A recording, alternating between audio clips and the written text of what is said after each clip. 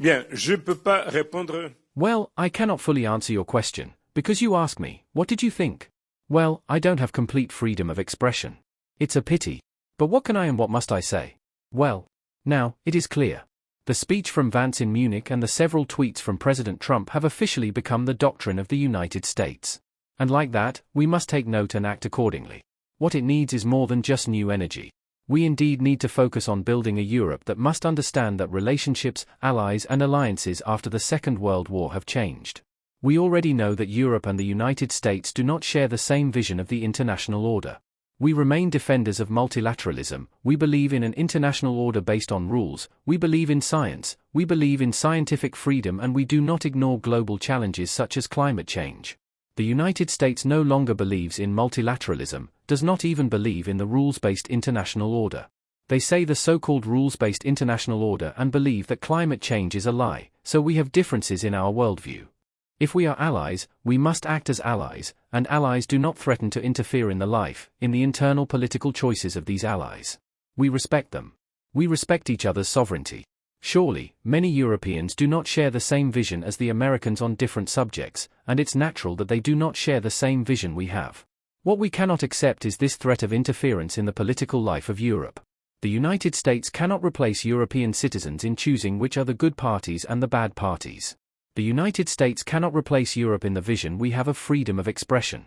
And on that, we must be clear.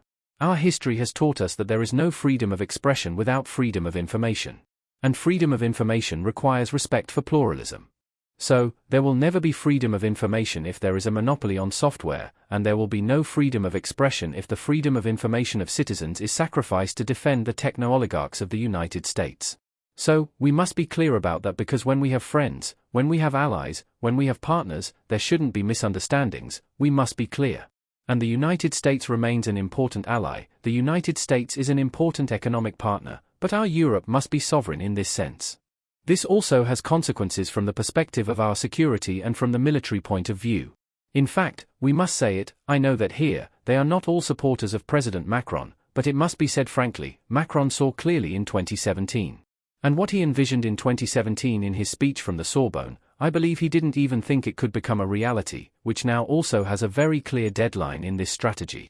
In 2027, the Europeans must replace the United States in the leadership of NATO, that's clear, that's what we must do. But if we want to be strong on the international stage, we must be strong internally, and if we want to be strong internally, we need to complete the great achievements. When Moscow says it largely shares the United States' vision on Europe, it must make us question.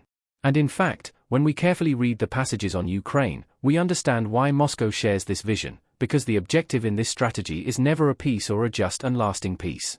It's only the cessation of confrontations and the stability of relations with Russia.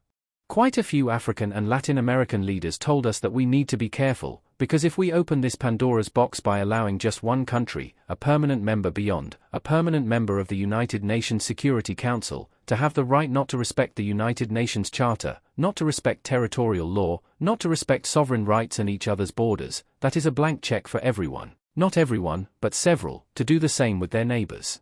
He can do the same with his neighbors.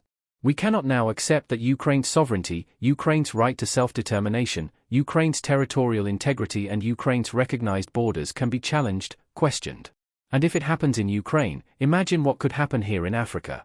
So, it's not a European issue, and that's what Europe must understand. And that the world is not just the States, the United States and China. The world today is quite diversified, it is multipolar, and we must engage with everyone around the world. We must engage with the African Union, with Latin America and the Caribbean, with the countries of Asia, and everyone is watching us.